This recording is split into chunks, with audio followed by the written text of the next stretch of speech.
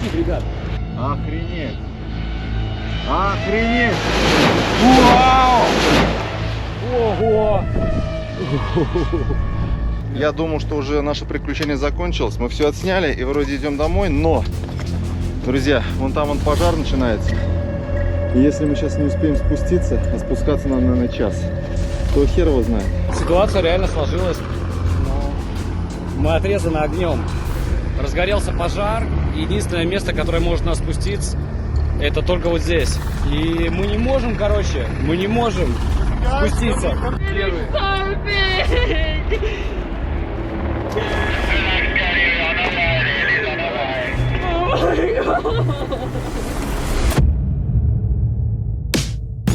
Расскажу, что было ранее. Итак, мы отправились в Кейптаун, чтобы показать вам, кто такие вингсьютеры и насколько этот спорт опасен. В ходе наших съемок мы небольшой группой поднялись на середину горы, чтобы наш друг и по совместительству профессиональный вингсьютер по имени Джей Джей пролетел рядом с нами. Так все и сложилось. Это было очень круто, и я настаиваю на том, чтобы вы этот выпуск обязательно посмотрели. Ссылка в описании. Но тут случилось непредвиденное. Сразу же после эпичного пролета Джей Джея у подножия горы разгорелся огромный пожар.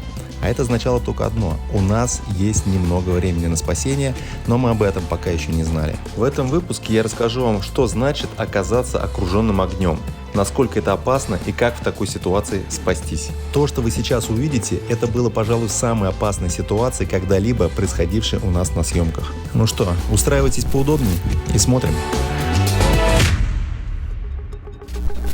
Короче, я думал, что уже наше приключение закончилось. Мы все отсняли и вроде идем домой, но, друзья, вон там пожар начинается. И если мы сейчас не успеем спуститься, а спускаться нам, наверное, час, то хер его знает. Обольемся водой и наверх мы не пойдем. Наверх я не пойду, да, я пойду через этот. Отмотаем немного назад предыдущий ролик. В нем мы начинали свое восхождение вдоль маленькой и прохладной речки у подножия горы. Речка была усеяна туристами, которые просто отдыхали, купались, и кто-то, видимо, из них курил. Как станет позже понятно, источник пожара появился именно в этих местах. Так что если вы вдруг курите или просто балуетесь огнем, подумайте, а точно ли стоит бросать бычок в сухую траву? Тем более, что на улице еще такая жара. Причем никто никогда не узнает, что именно этот окурок мог стать причиной пожара. И не дай бог причиной чьей-то смерти. В общем, как я уже сказал, пожар появился именно оттуда. Так, ну давайте теперь вернемся обратно на гору. У нас нет другого пути. Вот та дорога, по которой мы шли через реку. Может, мы можем обойти чуть левее, потому что огонь сейчас прямо там. А может, мы сможем спуститься по другой тропинке? Ребята говорят, что мы должны подняться выше, потому что ветер дует в нашу сторону, и огонь, соответственно, идет сюда, в наше Нам нужно пойти в эту сторону, на камни, и вертолет может забрать нас оттуда. Девушки испугались. И вы пойдете наверх. Но не совсем наверх. Просто посмотрим, откуда нас может забрать вертолет. Вертолет Да, вертолет. подберет нас. Поначалу мы даже не осознавали всей серьезности ситуации. И даже немного подшучивали, что, мол, это кустики всего лишь горят. И если нас вертушка отсюда заберет, было бы, конечно, супер, но нафига мы тогда сюда поднимались пешком? Ну, хуй знает, если он сейчас нас возьмет, у меня будут претензии, почему мы шли 2 часа. Вот. Она боится. Да, она пошла наверх. Она уже видела подобное, и в такой ситуации надо быть супер быстрой. Немножко дыма, чуть-чуть огня. В чем проблема? Ну, испугалась девочка. У меня было очень много смешанных чувств. Я думаю, что для меня это был настоящий кошмар. Потому что ты застрял между конечной точкой подъема и огнем. Такой огонь, он очень непредсказуем. И мы были непосредственно на его пути. По направлению ветра как раз. И он двигался в нашу сторону, туда, где мы стояли. Ты окей? Да, я в порядке. Я, может, немного серьезная, просто хочу, чтобы у нас был какой-то план. Смотри, раздувает там. А он становится все больше. Мы связались с группой внизу, и они нам дали инструкцию, что нам делать. Так, секунду. Не спускаться вниз. Также ребята сказали, что они уже вызвали спасателей, но они не близко от нас, так что до их прилета мы могли просто не дожить. Но я не вижу, что это хуй сейчас пойдет и всю гору сожгет. Короче, я пошла наверх. Я не знаю, что вы, ребята, Окей, собираетесь пойдем. делать. Думаю, мне нужно вам наглядно показать, почему же мы не смогли обойти этот самый пожар. Итак, если мы посмотрим внимательно на нашу локацию, мы можем четко увидеть путь, который шел по выступающей части горы. И вот здесь становится очевидным следующий факт. Слева единственный путь обхода пожара, но тут обрыв 25-30 метров. Для нас это, конечно, не вариант. Справа же у нас не было вообще никаких шансов. Ветер раздувал огонь именно в этом направлении, а попытка его обойти могла нас загнать в огневую ловушку. Короче, нам оставалось идти вверх и ждать вертолет. Мы спускаемся вниз и смотрим, вот дым, пожалуйста, да. Вот. Нам передают по рации, что, ребят, вниз не спускайтесь, потому что там пожар. И мы смотрим, как он двигается. Путь отрезан, мы вниз не можем пойти. Огонь идет наверх. Мы только можем идти вверх. И мериться силами с огнем. Кто сможет выше подняться? Да. Короче, Есть вертолет, и есть вероятность того, что вертолет каким-то образом сможет подлететь. В общем, сейчас нужно нам найти площадку. Вертолетчику, какого хера он нас не высадил изначально? Exactly. И да. какого хера он нас не забрал потом? Вот, ну, сейчас посмотрим. Еще на видео может показаться, что ситуация не такая уж и плачевная, но в данном случае глаза нас обманывают. Потому что мы сейчас находимся в километре от линии огня, и если приблизить эту картинку и подставить сюда человека, то становится очевидно, что просто напролом эту линию перебежать не получится. Здесь шансов у тебя 0. Кстати, температура вот этой горящей кромки около 1000 градусов. Если вы думаете, что облившись водой вы сможете пробежать эту линию, спешу вас огорчить. Вода на вас мгновенно испарится и никак вам не поможет.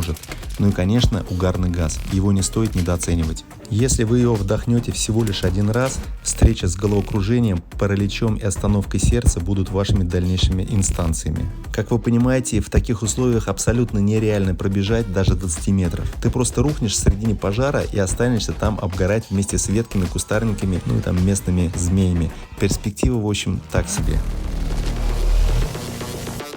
Так вот живешь, какие-то ситуации происходят, ты никогда их на себя не примеряешь. А потом так вот херакс, оказываешься на горе, внизу идет огонь. Вроде как горист лес. И сейчас такой смотришь, да, ерунда. А через пару минут он уже ближе. Вот. И ты понимаешь, что...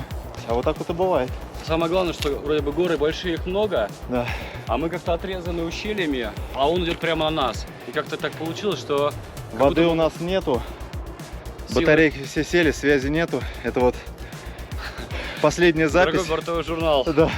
Поднялись наверх, посмотрели, как чувак мимо пролетает. И такой, пока, лузеры. Это да, очень глупо. Я думаю, что вот он... В общем, спасательный вертолет в 30 минутах от нас, Ага, а Стефан и Джеймс пробуют нас вытащить отсюда. окей. Это все, что мне сказали. Как потом выяснилось, только один человек из нашей группы реально объективно оценивал ситуацию. Конечно, Че ж мы? конечно. Не полетим же мы первые.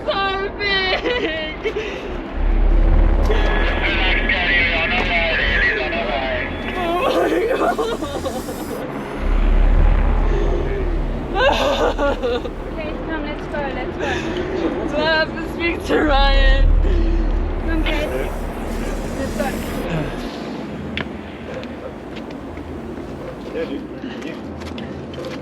Опа. Чего? Ну, у девушки истерика. Все терзания Кейт были не пустым звуком. Объясняю почему.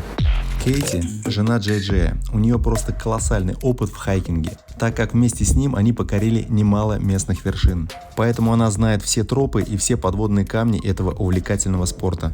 А так как она знает все про этот спорт, она также знает про кучу разных кейсов, как люди реально погибали в горах при похожих обстоятельствах. Причем все, кому не повезло, вели себя так же, как ведем себя тут мы. Они видели издалека небольшой пожар, не торопясь любовались зрелищем и были полностью убеждены в том, что это огонь по колено, и в случае чего мы его быстренько перепрыгнем.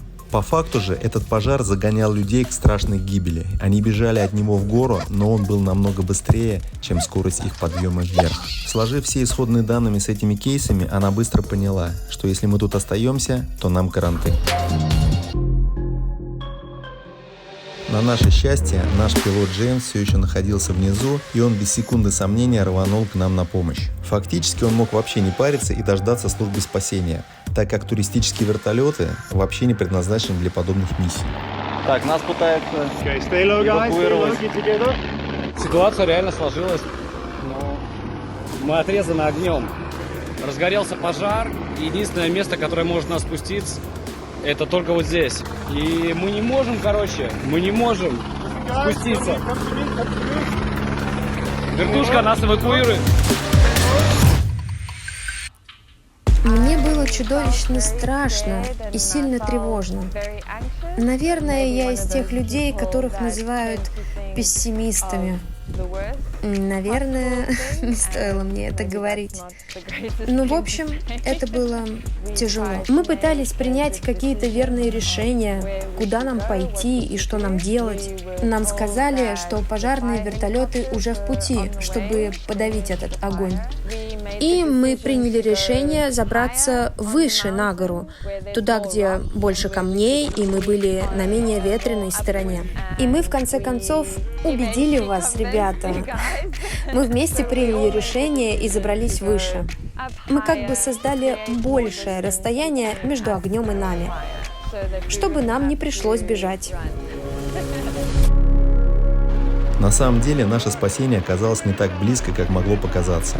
Главная проблема заключалась в том, что вертолету для безопасной посадки и уж тем более загрузки людей с последующим взлетом необходима ровная и большая площадка. Как вы понимаете, такой площадки у нас в наличии не было, и вертолет тщетно кружил вокруг нас, не зная, чем нам помочь. Вы должны идти первыми. Я? Да. Девушки обязательно первые. Может быть, кто-то один пойдет перед нами, чтобы помочь добраться нам в вертолет? Там Стефан. Стефан в вертолете, точно. Так мы идем сейчас на то место? Я не знаю, какая именно площадка. Тем временем прибыла вереница пожарных вертолетов, а мы стояли и наблюдали, как вокруг нас безрезультатно крутится Джеймс в поисках площадки. Ну а самое неприятное — это то, что ты можешь только стоять и наблюдать. Вот и все. Нет никакой возможности хоть как-то повлиять на эту ситуацию. Потом мы поняли, что надо попробовать поломать кусты для того, чтобы пилот смог приземлиться или хотя бы поближе подлететь к земле. Как говорится, любишь кататься, люби и деревья выкорчевывать. Вот так казалось бы совсем близко. И вот они технологии в горы, а ничего не может сделать. Не может помочь.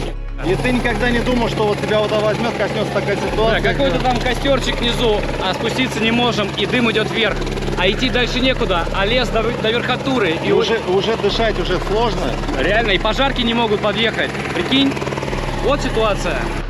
Так наша вертушка и висела бы рядом с нами, если бы не Дмитрий Юрьевич, который своими собственными руками поломал деревья на радость нашего дружного коллектива. Какой же все-таки он у нас молодец. Давайте его похвалим за это. Ну и так как вся наша орава не смогла поместиться в этот вертолет, было принято решение первыми отправить женщин и детей. Вертолет завис, еле касаясь своими лыжами части скалы. И если бы Джеймс задел дерево своим винтом, то навряд ли бы он смог его удержать. И это все я говорю потому, что львиная доля нашей спасательной операции лежит на его профессионализме. Он умудрился зафиксировать вертолет так, что при загрузке новых пассажиров он смог его удерживать в одном положении. Еще раз просто огромный человеческий респект и аплодисменты, конечно, и его профессионализму и отваге.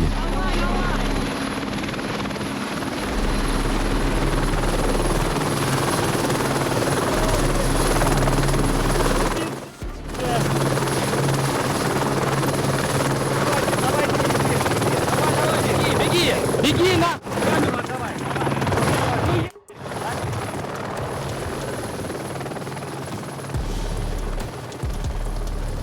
Тем временем огонь подходил все ближе, но даже в тот момент мы уже понимая, в какой ситуации мы реально оказались, настроение у нас было отличное, потому что в целом мы осознавали, что уже ничего не может омрачить нашу спасательную операцию. Ну что, по крайней мере, наша команда эвакуирована.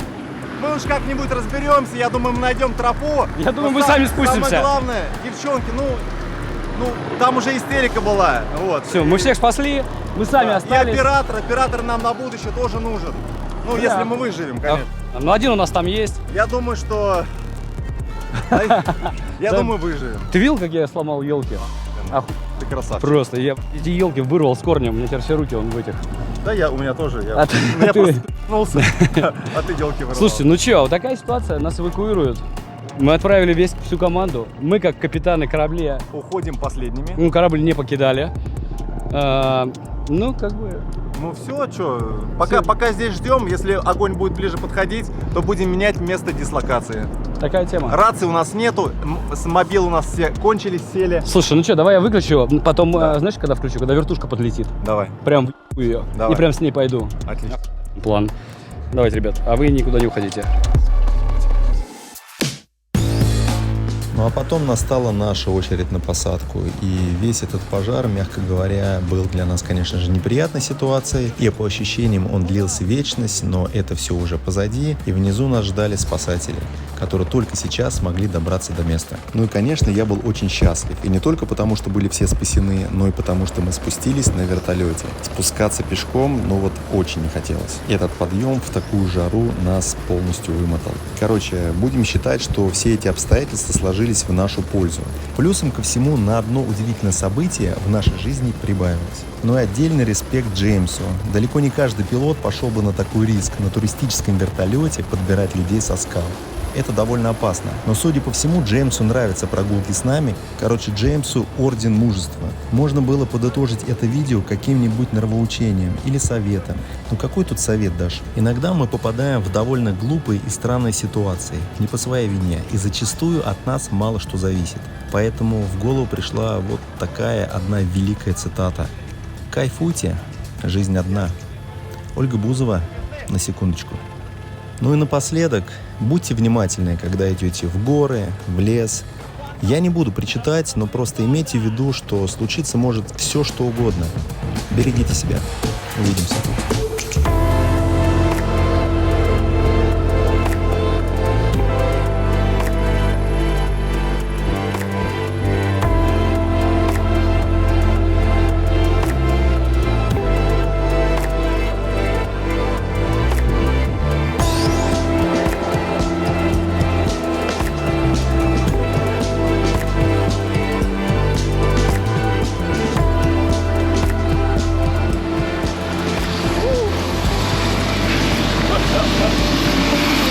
Там, где мы, везде пожар. Такого не придумаешь, конечно, сценарий такой не напишешь, и такого организовать невозможно. То, что произошло сегодня, это, ну я не знаю, это, наверное, достойно 1 миллиона подписчиков. Ребят, давайте жмакайте там, отправляйте ссылки всем. Хотя не будем выпрашивать, да? Короче. Давай я покажу, где мы были. Еще буквально 10-15 минут назад. Вон там он, где сейчас пожар полыхает. В том месте нас эвакуировал вертолет. То есть это где-то вот минут, может быть, ну может 20 минут максимум. Огонь поднялся туда, поэтому, друзья, если вдруг вы окажетесь в подобной ситуации, не надо спускаться вниз, не надо пытаться его обойти, огонь. Мы просто действовали согласно инструкторам, которым нам дали вот здесь ребята, поисковики приехали. Они сказали, чтобы мы ни в коем случае не шли вниз, чтобы мы поднимались наверх. Вот, а они будут искать площадку приземления, чтобы нас эвакуировать. Ребят, в общем, все у нас сегодня вышло так, как мы даже не предполагали. И организовать специально это точно невозможно. Поэтому вы подписывайтесь, ставьте лайки. И все, пока!